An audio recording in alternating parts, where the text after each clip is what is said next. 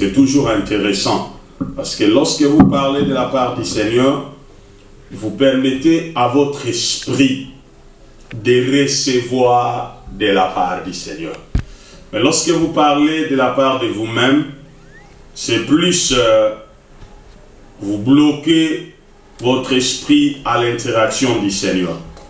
Donc ce matin, je suis heureux de vous avoir. Quand le pasteur James m'a dit que je devais parler ici, j'étais en train de prier et j'étais en train de demander à Dieu qu'est-ce que je devais raconter par ici qui pourra aider le peuple à continuer à avancer. Et je me suis rendu compte que au début de cette année, le pasteur James m'avait parlé et m'avait dit que vous aviez décidé à Sénèque de parler du royaume. Alors, j'ai réfléchi, j'ai prié et je voulais apporter ma modeste contribution par rapport à ce royaume-là. Donc, nous allons rapidement ouvrir nos Bibles et nous allons prendre le livre de Matthieu chapitre 16. Matthieu au chapitre 16e. Nous allons commencer à lire à partir du verset 16e. La Bible dit, non, nous allons commencer à lire à partir du verset 13e, pardon. La Bible dit, Jésus arrive dans la région de Césarée de Philippe. Il demande à ses disciples, pour les gens, qui est le Fils de l'homme. Ils lui répondent, les uns disent que tu es Jean-Baptiste, d'autres disent que tu es Élie, d'autres encore disent que tu es Jérémie ou l'un des autres prophètes. Jésus leur dit, mais vous, qu'est-ce que vous dites? Qui suis-je pour vous? Simon-Pierre lui répond, tu es le Messie, le Fils du Dieu vivant. Alors Jésus lui dit, Simon, fils de Jean, tu es heureux. En effet, ce n'est pas une personne humaine qui t'a fait connaître cela, mais c'est mon Père qui est dans les cieux. Et moi, je t'ai dit ceci, tu es Pierre, et sur cette pierre, je construirai mon église. Et la puissance de la mort ne pourra rien contre elle. La puissance de la mort ne pourra rien contre elle. Pourquoi? Parce que l'église sera construite. Et verset 19, il dit, je te donnerai les clés du royaume. Je te donnerai les clés du royaume. Je te donnerai les clés du royaume des cieux. Ce que tu refuseras sur la terre, on les refusera dans les cieux. Ce que tu accueilleras sur la terre, on l'accueillera dans les cieux. J'étais en train d'expliquer à ceux de Charis Global la semaine passée que lorsqu'on parle du royaume des cieux, nous sommes en face d'un territoire où Dieu règne. Nous sommes, parce que dans la Bible, il y a des expressions concernant le royaume. Je vais insister là-dessus. La Bible parle du royaume de Dieu et la Bible parle du royaume des cieux. Maintenant, lorsque la Bible parle du royaume de Dieu, la Bible est en train de traiter sur la royauté. Il est en train de traiter sur le gouvernement, la domination et les règnes. Royaume de Dieu, c'est les règnes de Dieu. Voilà pourquoi Christ était, quand on lui a posé la question, qu'on parle les pharisiens, dans Luc chapitre 17, les pharisiens vont poser la question à Jésus dans Luc chapitre 17, au verset 20 à 21. On dit, les pharisiens demandent à Jésus quand le royaume de Dieu va-t-il venir? Quand le royaume de Dieu va-t-il venir? Il leur répond, le royaume de Dieu ne vient pas comme une chose qu'on voit. On ne dira pas il est ici ou il est là-bas. En effet, le royaume de Dieu est au milieu de vous. En effet, le royaume de Dieu est au milieu de vous. Maintenant, dans Matthieu, qui ça? Jésus ne donne pas à Pierre les clés du royaume de Dieu, mais il donne à Pierre les clés du royaume des cieux. Parce que le royaume de Dieu, c'est le règne de Dieu, c'est le gouvernement de Dieu. Le règne de Dieu, c'est le gouvernement de Dieu, c'est l'autorité de Dieu, c'est la domination de Dieu. Maintenant, le royaume de Dieu devient exact lorsqu'il est manifesté d'abord dans les cœurs des hommes. Le royaume de Dieu, c'est lorsque le règne de Dieu commence à devenir incontestable dans la vie d'un homme. Lorsque les règnes de Dieu, l'autorité de Dieu, le gouvernement de Dieu commence à s'élargir dans le cœur des hommes. Le royaume de Dieu commence dans le cœur de l'homme et puis impacte. C'est là où Daniel est en train de parler d'une pierre qui devient une montagne. D'une pierre, la pierre elle est petite. Elle n'est pas soutenue par la main humaine, mais elle a la capacité d'aller détruire ce que Babylone représentait au travers de la statuette. Maintenant, la Bible nous dit, cette pierre, en fin de compte, est devenue toute une montagne. Maintenant, pour que le royaume de Dieu soit manifeste, le cœur est l'endroit à partir duquel commence le royaume de Dieu. Le royaume de Dieu ne peut pas se manifester sur la terre si sa manifestation ne commence pas dans le cœur. C'est parce que le royaume de Dieu est élevé, parce que le royaume de Dieu a grandi dans le cœur des hommes, qu'elle peut maintenant impacter et influencer le système de la terre. Parce que le royaume de Dieu n'est que manifesté, ne peut être manifesté que par la vie des hommes. Voilà pourquoi dans le livre de Matthieu, Jésus dit le royaume de Dieu, pas le royaume des cieux, le royaume de Dieu est semblable à un homme. On dit le royaume de Dieu est semblable à un homme qui veut partir en voyage. Donc cela veut dire c'est l'homme qui exprime le royaume. C'est l'homme qui exprime l'autorité de Dieu. C'est l'homme qui exprime le gouvernement de Dieu. C'est l'homme qui exprime le règne de Dieu. Le royaume est semblable. Le royaume est semblable à un homme.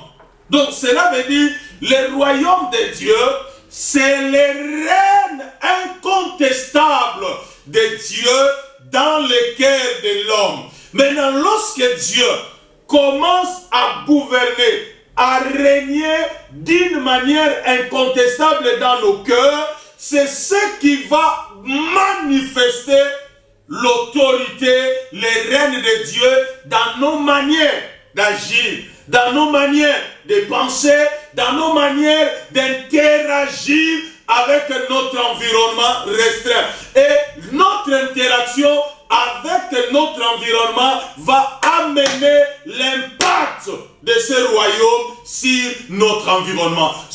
L'impact du royaume sera l'impact de notre sagesse. L'impact du royaume sera l'impact de notre philosophie. L'impact du royaume sera l'impact de notre manière de bâtir des choses. L'impact du royaume, ce sera en ce moment-là où nous devenons les sels et la lumière du monde. Bien-aimés dans le Seigneur, on ne peut pas être les sels de la terre, on ne peut pas être la lumière du monde sans la réalité du royaume. C'est la réalité du royaume qui fait de nous la lumière du monde. C'est la réalité du royaume qui fait de nous les sels de la terre. Ça, c'était juste pour essayer de différencier les royaumes de Dieu et les royaumes des cieux. Mais Jésus dit à Pierre, dans Matthieu 16, Jésus dit à Pierre séché, il dit, je te donnerai les clés du royaume des cieux. Je te donnerai les clés du royaume des cieux. Maintenant, le royaume des cieux, c'est au fait l'étendue où Dieu règne, gouverne et domine. Le royaume des cieux va au-delà du cœur de l'homme. Le royaume des cieux, parce que Dieu règne au-delà d'une vie individuelle. Le royaume de Dieu commence dans nos vies et va se manifester pour impacter. Mais le royaume des cieux, c'est le territoire où un roi règne. C'est le territoire où un roi règne. Là, je vais vous donner un exemple. On appelle, lorsque on parle du roi Philippe, on parle de la royauté. On parle de la royauté belge. Mais lorsque on parle du royaume de Belgique, on parle d'une nation qui a un territoire, qui a une superficie géographiquement définie. Cela veut dire, on sait que la Belgique a une superficie de tel mètre carré, il a la frontière avec la France, il a la frontière avec l'Allemagne, il a la frontière avec la Hollande. Donc on sait qu'il y a un pays, et puis de l'autre côté, il a la frontière avec la Grande-Bretagne par la mer du Nord. Donc ça c'est les territoires, les royaumes de Belgique. Donc c'est la même chose lorsqu'on parle du royaume des cieux. On parle du territoire où un roi règne. Et les Anglais parlent de kingdom, les domaines du roi. Les domaines du roi, les domaines où Dieu a la souveraineté. Maintenant, les royaumes des cieux, dont Jésus parle à nous donner les clés, contient et les cieux et la terre. Et contient ce que nous appelons les ciels et la terre. Parce que Dieu domine. Et la Bible dit, les ciels, c'est son trône, et la terre, c'est son marchepied. Donc cela veut dire, les royaumes des cieux, ce n'est pas un royaume naturel. Ce n'est pas un royaume physique, mais c'est un royaume spirituel qui contient et les ciels et la terre. Les ciels et la terre est sous le contrôle de Yahweh. Est sous. Voilà pourquoi Jésus dit à Pierre, ce que tu refuseras sur la terre sera automatiquement refusé dans le ciel.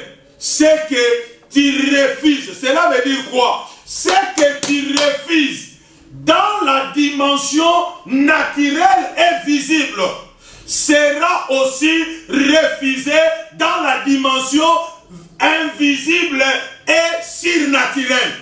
Parce que l'homme est au fait un être surnaturel qui a un corps naturel qui lui permet de gérer la vie dans le naturel que Dieu lui a donné.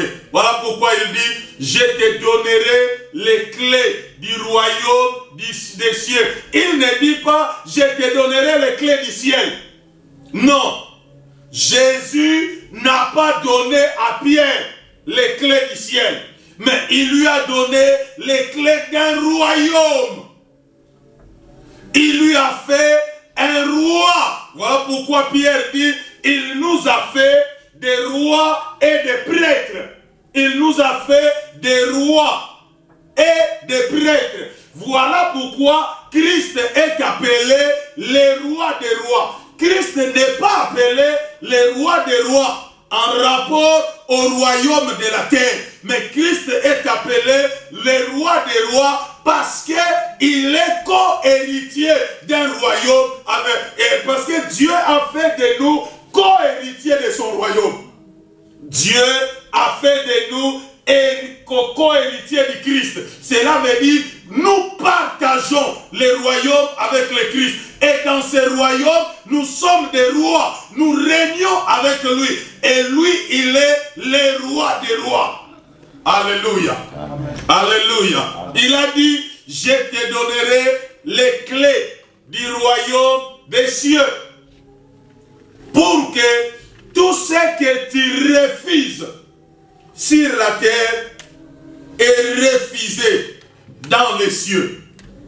Et ce que tu accueilleras sur la terre, ou ce que tu autorises sur la terre, est autorisé dans les cieux. Et ce dimanche matin, j'ai eu à cœur de parler des clés du royaume. De parler des clés du royaume. Parce que Jésus a bel et bien donné les clés.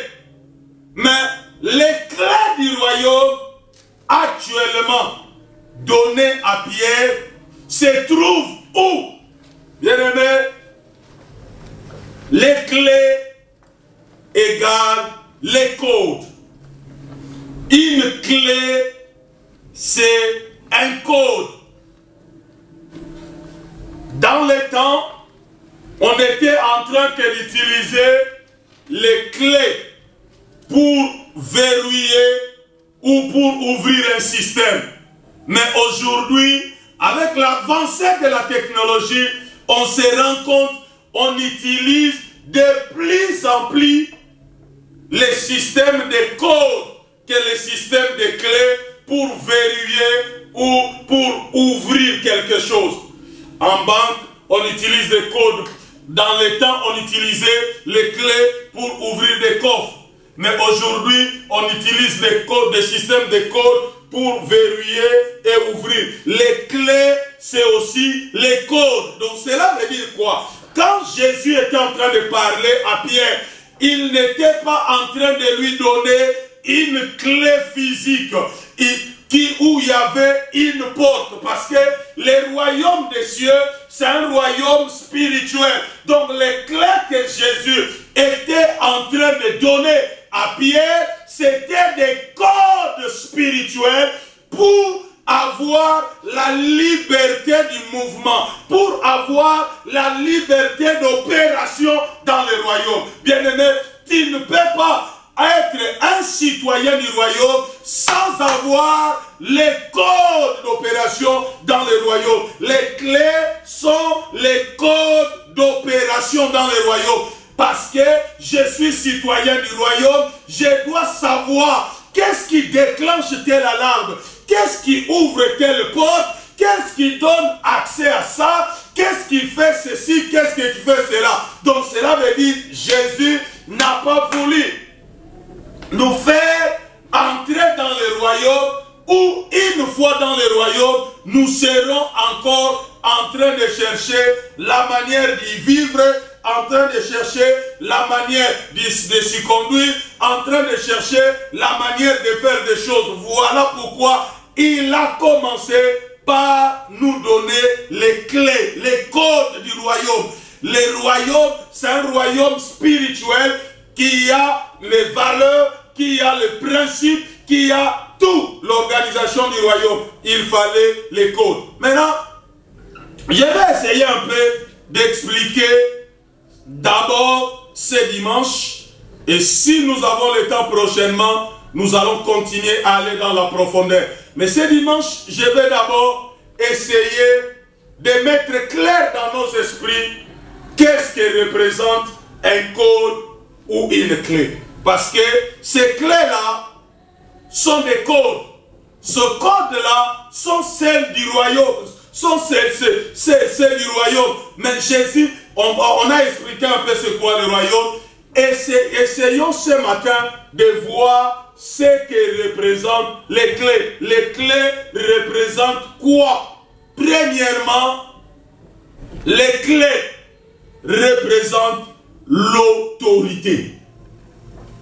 Donc, quand Jésus disait à Pierre, je te donne les clés.